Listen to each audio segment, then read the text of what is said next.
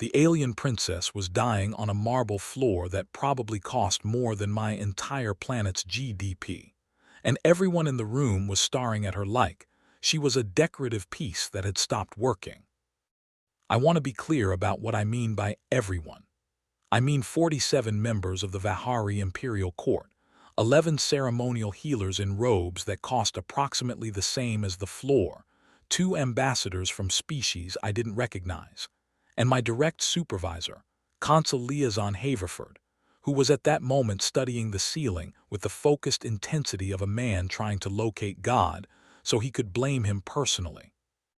The princess, Sevali, first daughter of the Radiant Throne, heir to the Sevenfold Compact, and about a dozen other titles I'd never managed to memorize, had been standing at the center of the ratification dais when she started coughing. Politely, at first, the way you do when you're at a very important ceremony and your body is betraying you and you have a lot of dignity to preserve. Then less politely. Then she was on the floor, and her lips were going a color that I had learned. Over 12 years of emergency medicine on 3 planets meant the situation had moved well past polite. Nobody moved. I looked at the healers. The healers looked at each other. There appeared to be a consultation happening, which was great, except that consultations take time and Sevali did not look like she had a lot of that. Why isn't anyone? I started. The right of sacred proximity, my translator, Ven, said quietly at my elbow. She was Vahari herself, junior diplomatic staff, and she had the expression of someone watching a car accident in slow motion.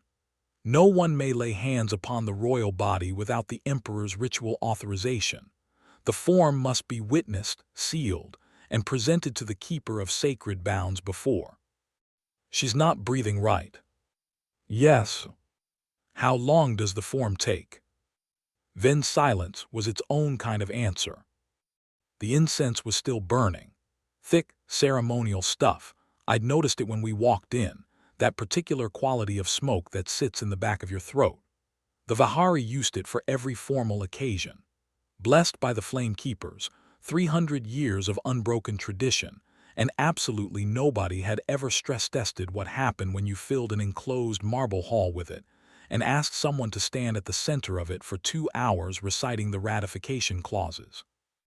I was across the room before I had a plan, which is fine, because in my experience plans are mostly things you make up afterward to explain what you did. I heard the sound the court made when I touched her. It was not a gasp exactly. It was more like 47 people simultaneously deciding to swallow their own breath, a collective intake that left the room feeling vacuum-sealed. I didn't look up. I was already rolling her to her side, checking her airway, and what I found was not dramatic or mystical or the result of any poison or political intrigue. She was choking on incense particulate.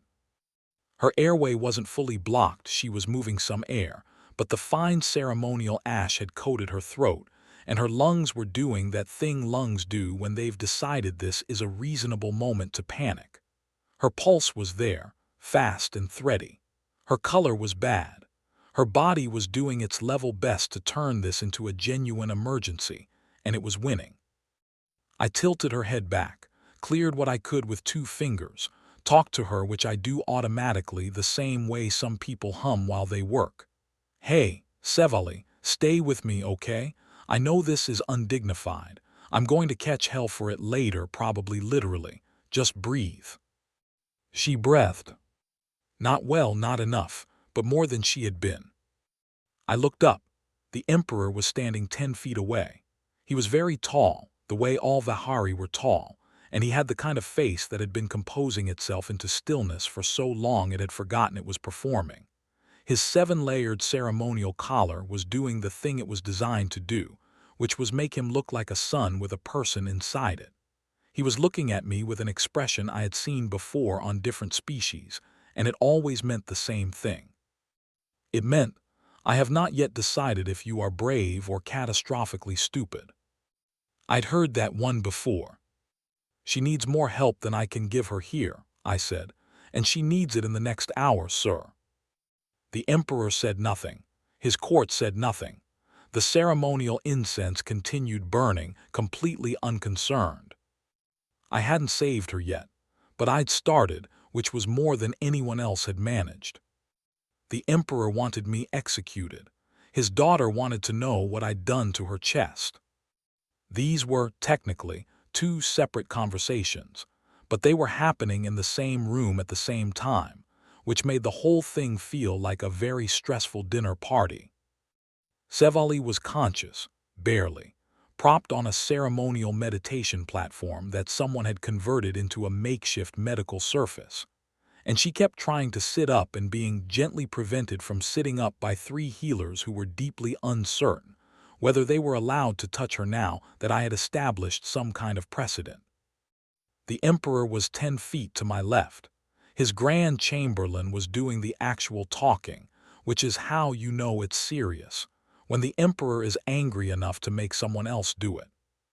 The foreigner Brennan has committed 17 violations of sacred court protocol, the chamberlain announced, reading from a list that he had apparently had time to compile despite the medical emergency, which told me something about Vihari administrative priorities, including but not limited to unauthorized proximity to the royal person, unauthorized contact with the royal person, unauthorized vocalization directed at the royal person.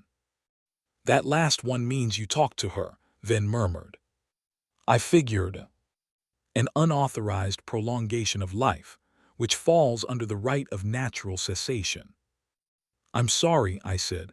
That last one, unauthorized prolongation of life, you have a law against that. The chamberlain paused. The natural order of the body is considered sacred, to interfere with its processes without ritual sanction. She was choking. The form would have taken how long? Silence. I'm going to guess, I said, longer than she had, and I think you know that. And I think that's why you're reading me a list of violations instead of reading me an execution warrant, because if she were dead right now, you'd have a different kind of problem. I looked past the chamberlain to the emperor, who was still doing his sun-person stillness thing. She's not dead. She's stable, for now. But she's got particulate in her lower lung, and your healer's resonance therapy isn't going to touch it.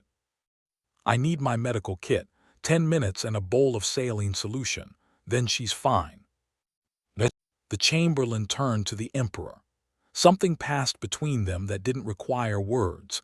The Vihari had about 6 registers of communication that happened entirely in the way they held their crest feathers, and I could only read 2 of them.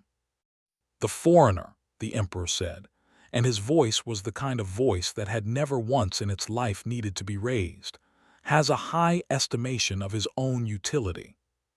Yes, I agreed. It's a human thing, we're working on it. Sevali made a sound from the platform that might have been a laugh or might have been a cough, possibly both. I made a note of that. People who can laugh are people whose brain is getting enough oxygen. The emperor studied me for a long moment. His crest feathers moved in a way I didn't have vocabulary for. You will have 20 minutes, he said. If the princess is not improved, you will be held accountable. Understood, I said. If the princess is improved, you will also be held accountable. Also understood. He gave me 20 minutes. I told him I'd need 15. I had absolutely no idea if that was true. 15 minutes to clear a royal airway, avoid a diplomatic incident, and not die. I've had worse Tuesdays. I've also had better ones. I try to keep a balanced perspective. My kit was brought in under escort. 3 palace guards watched me open it with the focused attention of people who have been told something is either medicine or a weapon, and have not yet been told which. I didn't have everything I wanted. I had enough. Saline, a suction bulb, a flex catheter, and the small portable nebulizer that I carried for exactly this kind of situation, which tells you something about the kinds of situations I apparently expected to find myself in. Sevali watched me prep with the expression of someone who is in pain and has decided that dignity is a form of pain management. You're going to do something unpleasant, she said.